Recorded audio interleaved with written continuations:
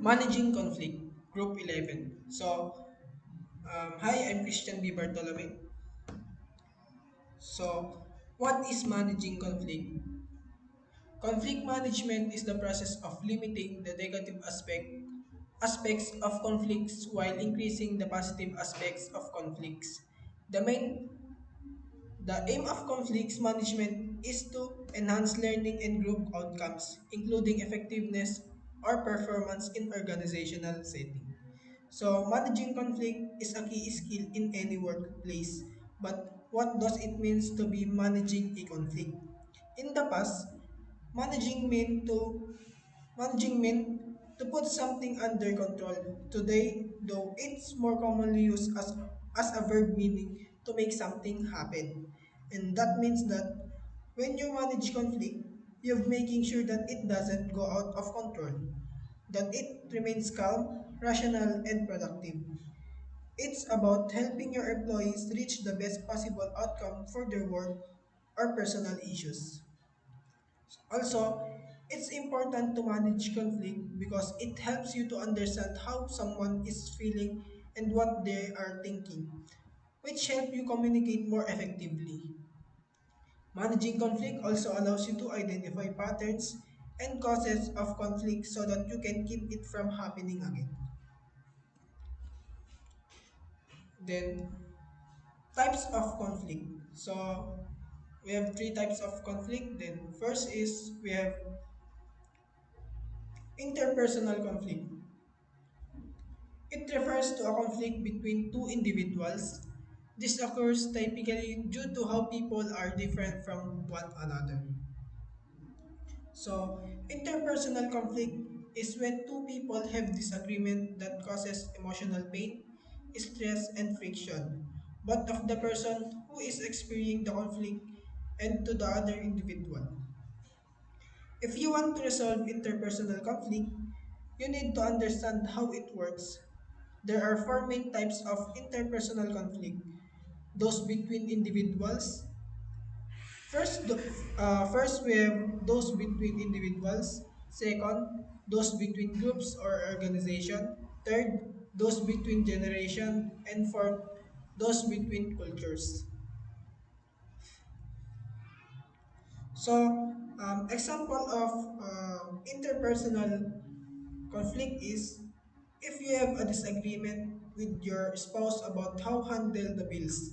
That an interpersonal conflict. Um, Another one example of interpersonal conflict when a mother and daughter are arguing about whether or not they are should go to the to a concert together. The wants to go with her mom because she thinks it will be fun, but her mom doesn't want them to go at all because she thinks it will be too expensive and time consuming. So that is example of interpersonal conflict. So next, intragroup conflicts. It is a type of conflict that happens among individuals with team. The incompatibilities and misunderstanding among these individuals lead to an intragroup conflict. So, intragroup conflict is a term used to describe conflict within teams or groups, often caused by the leader's approach to their roles. Intragroup conflict can be either positive or negative depending on the context. When there are when there is intragroup conflict, it is often because of a lack of clear leadership from the top to down. This can lead this can lead to employees being unable to work together in order to achieve something larger than themselves, which can ultimately lead to failure. Leaders who do not define their roles clearly and consistently are often the fault for intragroup conflict because they allow their own personal desire to get in the way of team goals. So last we have intragroup conflict. Takes a place when misunderstanding arises among different teams within an organization. This is due to the varied sets of goals and interests of these different groups. So, intragroup conflict is a type of conflict that occurs within a group. It can take place between members of the same group or between different groups. Intragroup conflict is more common than intergroup conflict because it often easier to resolve than intergroup conflict. Intergroup conflict is typically resolved by dividing up to a smaller group and having each group work on their own goals. This helps bring people together and encourage cooperation with the other group in the company or organization. Also, it can be a struggle to keep everyone happy, but it is important to remember that there are always ways to work together. And now we are going to discuss the causes of conflict. The first one is the poor communication. And poor communication can lead to inconsistent leadership, unclear objectives, and limited feedback that can hinder the management. And poor communication need to be addressed because if management has effective communication, it will reach all the business goals and help the organization collaborate faster. And next is the personality conflicts.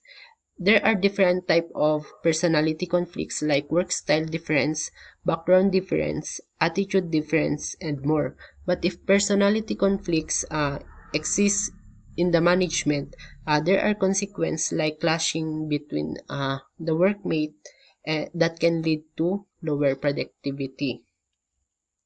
Next is the opposing interest. This happens when a party has competing interests or loyalties because of their duties to one person or organization. Self-dealing is the most common type of conflict of interest. Next is the differing values. When the management have different ideas about the life, they often stress the importance of different things, and this event may develop radically different or incompatible goals. Next one is competition. So when competition happens between two individuals, it can escalate into unproductive and even dangerous conflict. The danger can range from unproductive behavior like exchanging results that can lead to unethical behavior. The next one is poor staff selection. This has an impact to the management because if you have poor staff, they might underperform, waste time, and have low productivity. And poor staff cost you people, moral, credibility, and quality. The next one is the lack of empathy. And lack of empathy leads in not connecting to other people or not able to understand an individual. With an enough empathy, you will ensure peace and able you to forge stronger connection, build trust, and increase understanding and relationship. The next one is the desire of power. And power changes people and power control over oneself. And desire of power leads to conflict because some people are always trying to be on top. They disregard the way on how they could be on top, even if their way is bad. It's okay for them to reach their goal because this is the way for them to have enough power and to be on top. And the last one is the ignorance.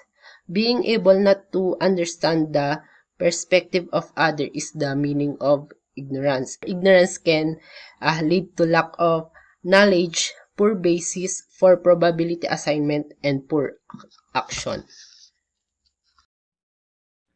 Good day, everyone. My name is Jeffrey Sapla from BSCS 3ABA. Excuse me. In this topic, we will discuss the 5 different categories of the conflict resolution from the Thomas Gilman model. So, several people have different ways of resolving conflicts, but most people have one or more basic. preferred approaches that they frequently use. It is possible to measure someone's inclination for using a particular conflict resolution technique scientifically. According to the Thomas Gilman conflict model instrument used by human resource professional around the world around the world. There are five major styles of conflict management: the accommodating, avoiding, collaborating, competing, and compromising. So the first one is the accommodating. Uh, the main goal of the accommodating is approach to dispute resolution is to satisfy the needs of or demands to the other party at the expense of your own. So in an accommodating conflict resolution technique, not all opinions or pieces of information can be presented. People who are accommodating usually suppress their anger or minimize their emotions. In order to encourage collaboration, it is ideal to urge accommodating people to express their demands during conflict management session. The second one is the avoiding. Someone who employs the avoiding method is to ignore or avoid the problem in the hopes will resolve on its own. Uh, Avoidance entails leaving the situation, remaining completely silent, uh, and taking no action that might be seen as upsetting situation. This feels safe to be individual but does not resolve the or solve the problem. If the issue is ignored, it can be possibly get worse. The third one is the collaborating. So finding a solution that completely help is the worries of all parties involved entails collaborating. Each team member's capacity for assertiveness and cooperation is maximized through collaboration. When everyone has had a chance to express their demands, the team works together to do whatever is necessary to address those needs to the maximum extent practicable. So the next one is competing. When resolving a conflict, someone who competes strive to advance their own interests at the expense of the other parties. Excuse me. Some individuals see conflict as a chance to win. They are not interested in coming to an agreement, working together, or settling the conflict. They aren't averse to voicing their ideas in order to get their way. A competitive attitude toward dispute in a team setting can easily turn into bullying. Coworkers who don't feel that their opinions are treated seriously may become irritated by it. So as frustration grows, coworkers may wind up using a competitive strategy to settle disputes, which causes to issue to worsen. So the last one is the compromising. So the strategy of compromising is involves finding an acceptable resolution that will partly but not entirely satisfy the concerns of all the parties involved. So a fair resolution, it is a goal of a compromising conflict resolution strategy.